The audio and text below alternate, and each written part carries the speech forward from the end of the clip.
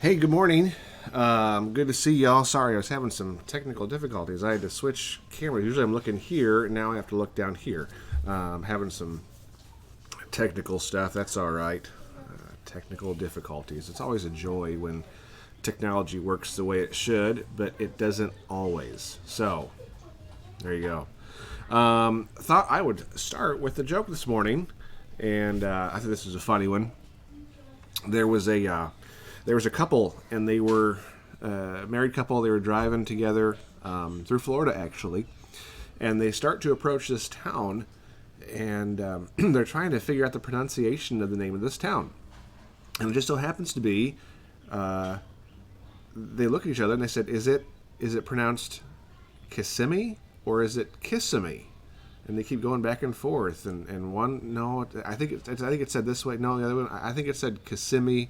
No, it's Kissimmee. And they keep going back and forth. So finally they stop for lunch.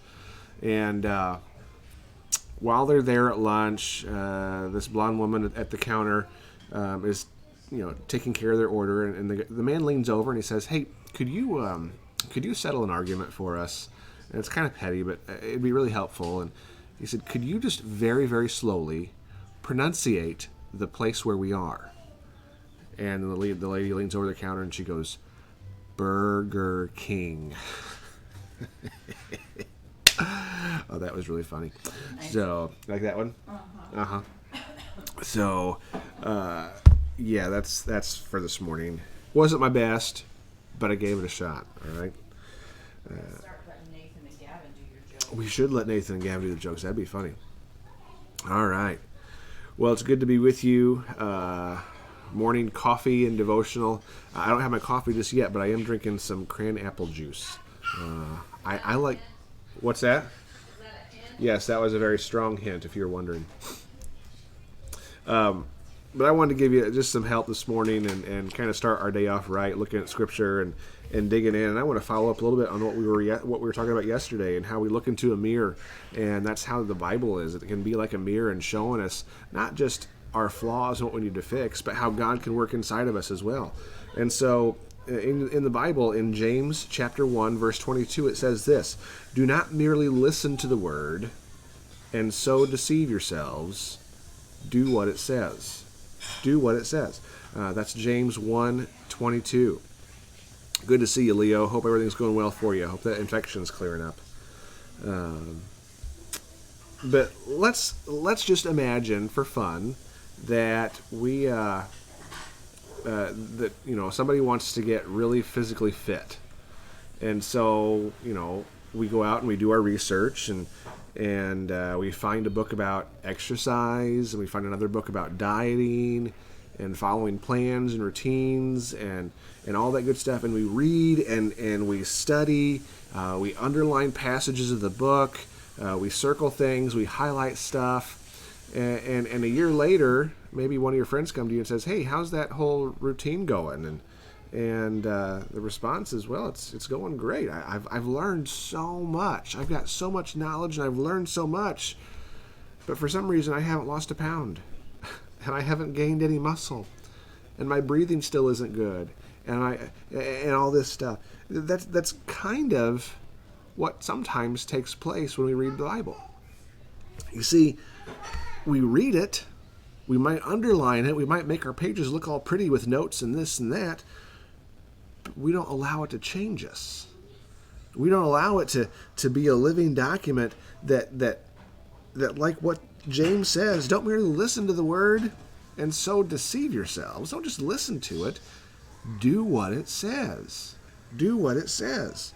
To receive the blessings I believe that Scripture has for us, we have to look and not just read and look and remember and hold on to that, but we have to respond to it and let it change us. That's important. I want to throw up here on the screen a couple of questions that I want you to look at, and I think these are good questions for us that we can, as we study the Bible, these are good questions that we can ask ourselves as we go along. Number one, does this passage, whatever we're reading in Scripture, does this passage show me a sin I need to confess or an attitude I need to change? I think it's a great first question to ask as we're digging into a passage of Scripture. Does this show me a sin that I need to confess or an attitude I need to change? The second question, does God give me a command to obey or an example to follow? Is there something here that I need to do? Does it require action on my part? Or is there something that I need to obey? And number 3, is there a prayer in this passage of Scripture that I can pray for myself or for other people?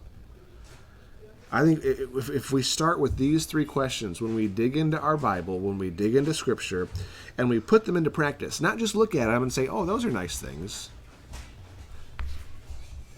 Oh, why am I being disconnected again? Hopefully I'm still there. Yes, no. Am I still on, Angela? Okay, I think it's okay. Hopefully we look at this and we say, this is something that can change me, or this is something that I need to change my attitude, or a whole realm of things. Maybe it's all 3.